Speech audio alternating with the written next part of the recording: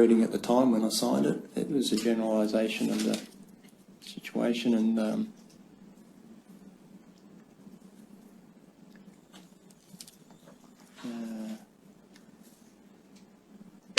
yes, I guess, Your Honour, I didn't take seriously the wording of it at that time.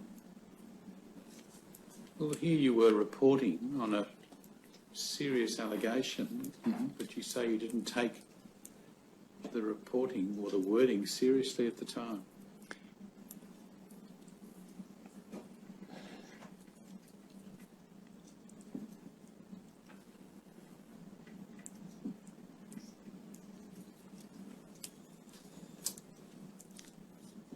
I don't really know how to answer that, Your Honour. It's what you're saying is probably true, yes. How would you feel if you'd made the complaint and the person who was reporting on the outcome didn't take seriously the wording in the letter that they were signing?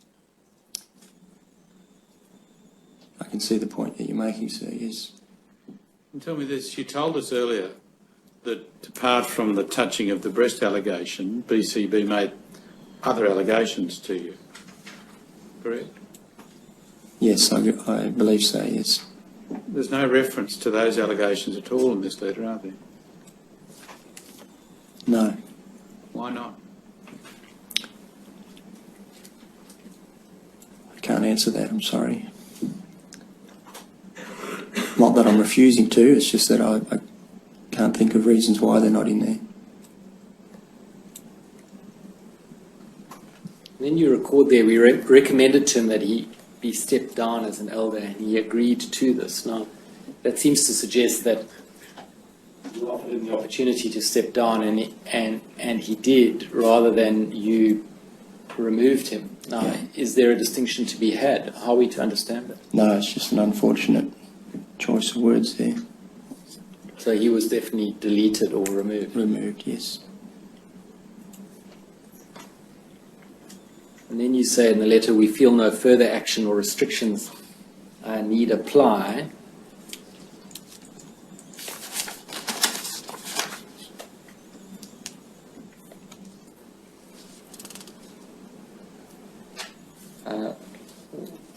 Why was that? Did you consider other actions or restrictions which might be imposed? In the case of a judicial committee, restrictions against commenting and having parts on meetings and things are what we refer to as restrictions. At this time, we didn't believe that Bill Neal need to have those restrictions put upon him. Well, what about not having church meetings, Bible studies in his home? That strikes as an appropriate or potentially appropriate restriction which might offer some safety. I agree, yes. I don't think that action was taken at the time. Well, it wasn't taken. The point is, Okay. did you consider it? I can't recall considering it, no. And then if we look at the last paragraph of the letter on the second page, or second last actually, towards the end, it says, also, brothers, I would recommend that once this has died down and it appears that Brother Neil again has the freedom of speech, that he be recommended as an elder again so that he can be of help in the congregation, as he has done in the past. By this dying down, you mean once the controversy has abated, I take it? It would take a long time, many years in fact, for that to have died down. That's, again, it's an unfortunate wording. In hindsight, we would have worded that much differently to what it is there. Matters of this nature take many years for, if ever, to die down completely. Well, that was really the focus of your concern there about in taking action against Mr. Neil was about his reputation. Is that right? Not at all, no. Well, his his reputation in the congregation, his freedom of speech? His, sorry, what was the questioning again? Well, that was at the centre of your concern in deciding to remove him as an elder, was his reputation in the congregation. Not so much his reputation, but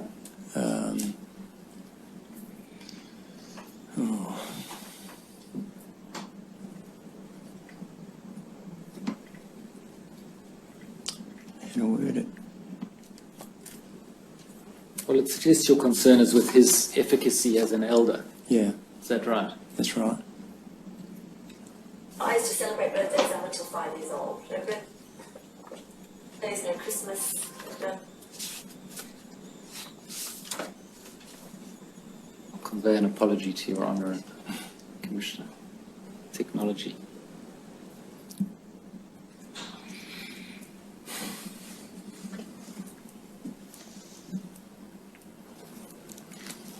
See, your concern as an elder there, as I understand it from this letter, was about the proper functioning of your organisation. Is that right? Yes, It wasn't about the protection of children in your congregation.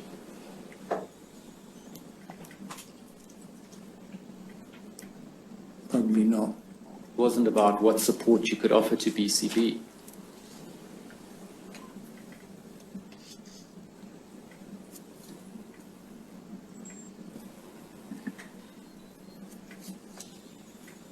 That must have had some bearing on it, but yeah, it was more with his qualifications to teach.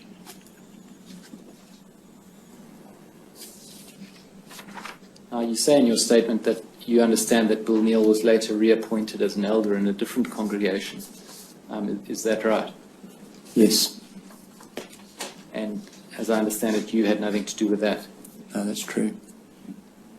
And under the existing practices, should you not have been consulted about that, having been the elder involved in his removal? I was surprised at the time, yes. But then if we look at tab 74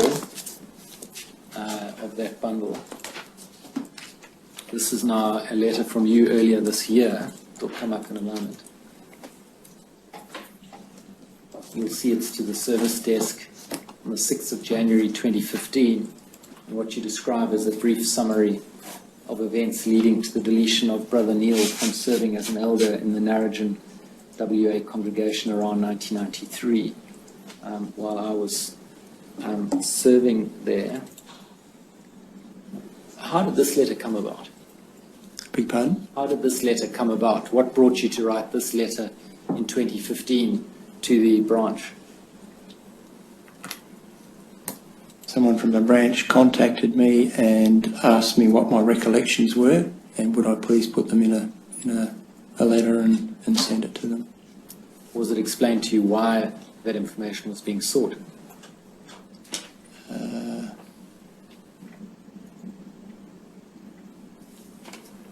I think mention was made about the Royal Commission, but I thought it was one of the situations that was being looked at, and that it might proceed to the Royal Commission. And by this time, of course, Bill Neal was deceased, Yes, and you knew that. yes, I attended his funeral. And that was, as I understand it, about 11 years ago. Would that be right? Quite possibly. I don't know exactly the time, but yeah, that sounds about right, yeah. A goodly number of years ago. Yep.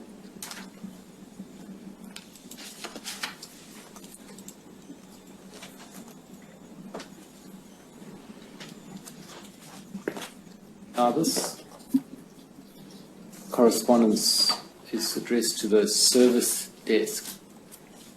I take it was someone from the service desk that contacted you in the way in which you've mentioned. Yes. In your understanding, what's the distinction between when you would correspond with the service desk or the legal department?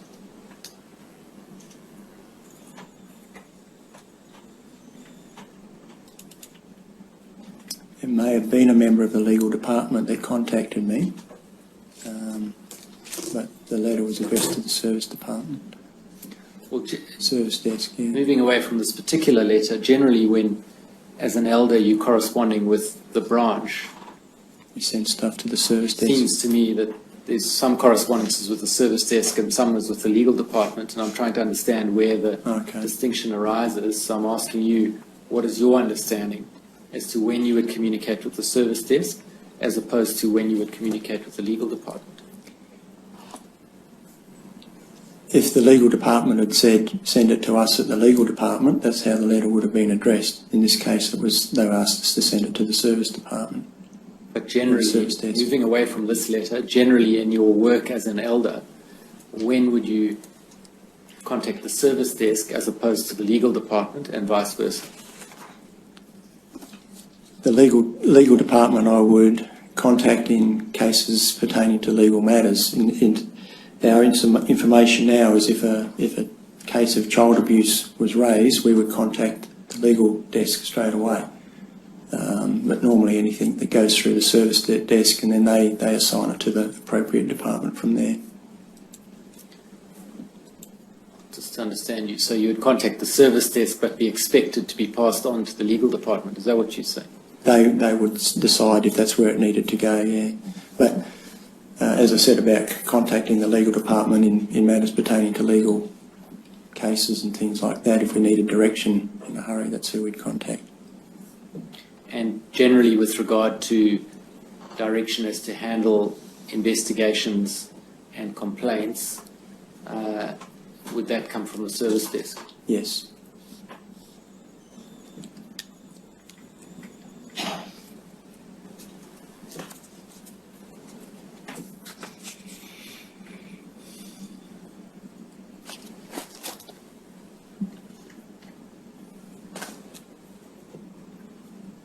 Now you say in that letter in the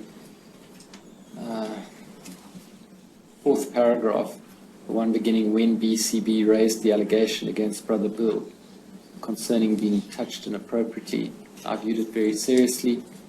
I listened to both to try and ascertain the facts. Sadly, it became a matter of her word against his. There were no other witnesses.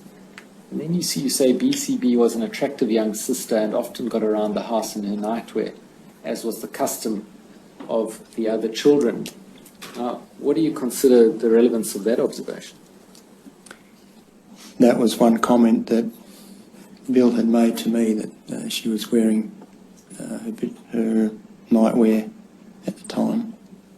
Well, it suggests that you thought that that might have somehow lessened Bill Neal's culpability. Not at all. No. In fact, it should have raised stronger warning bells than it did at the time, because it all pointed to the fact that he obviously had noticed it and was affected by that. Because you accept, of course, that a child can't validly consent to being sexually abused. You accept that, of course. Yes. And can never be blamed for it. Yes. That's in the Church's own teachings, isn't it? That children can't seduce and should not be blamed. Mm. Yes.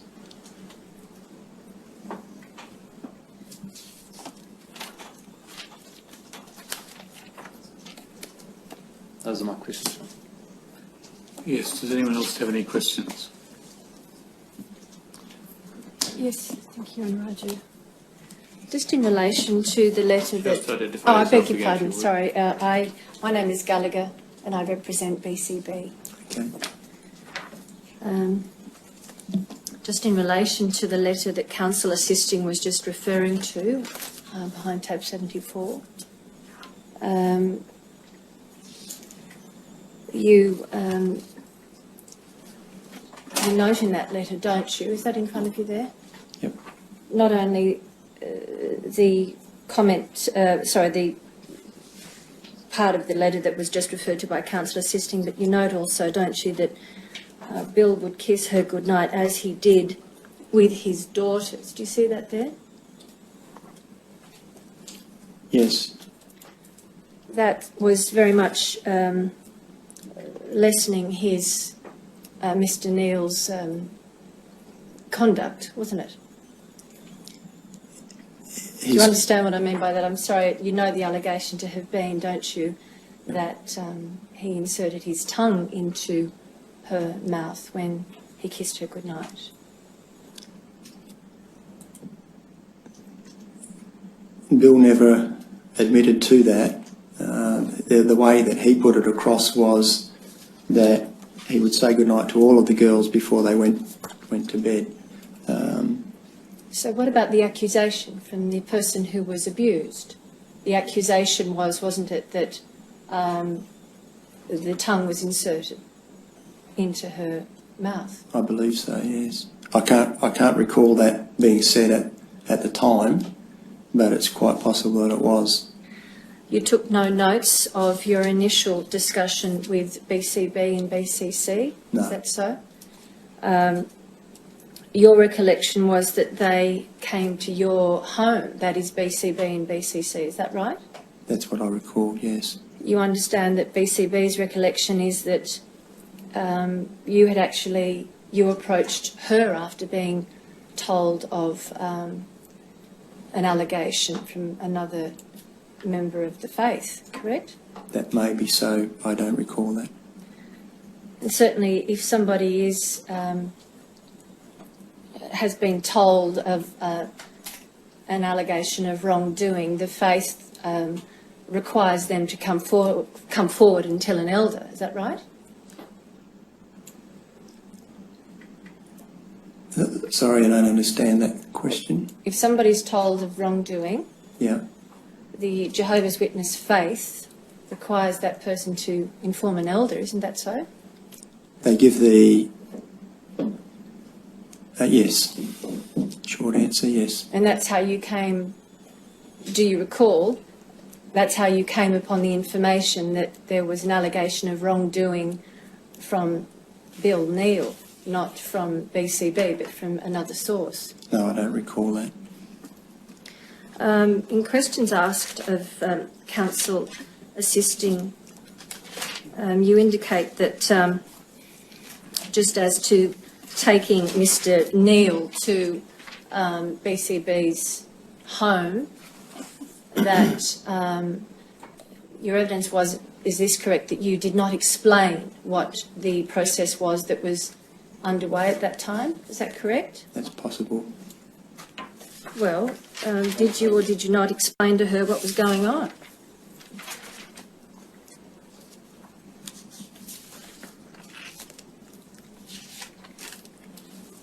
In the information here, it's put across that I went to see them with Bill on my own. I don't recall that happening. I thought I only went to see them with Doug Jackson, and I don't recall it being in their home. Normally those sort of events take place at the Kingdom Hall, which... Yeah. You were 28 at the time, weren't you? Does that accord with No, I your was about information? 32. 32. By 1992, yes. But so still quite a young man. That's right. And how old was Bill Neil at the time? Well, Do you know? I would like to hazard a guess. Certainly he was more senior than you. Absolutely, yeah. He was a presiding overseer, wasn't Yes. he? So that certainly if BCB's recollection is accurate that you attended with Bill Neil, it would have been a situation where he would have been the most senior person in the room. Do you agree with that proposition? Certainly would have been the oldest, yes. Sorry? He would have been the oldest and the most experienced from the church, yes. Yes. And the more senior member of the church in the room. And you know, don't you, that that BCB and BCC were both quite devout at that time? Yes. In the sense that it would have been obvious to you that you were, as an elder, trusted by them? Yep. And that they were handing themselves over to your guidance. Do you agree with that proposition? Yes. So that, looking back on it now, can you see that taking the abuser to somebody's home is totally inappropriate.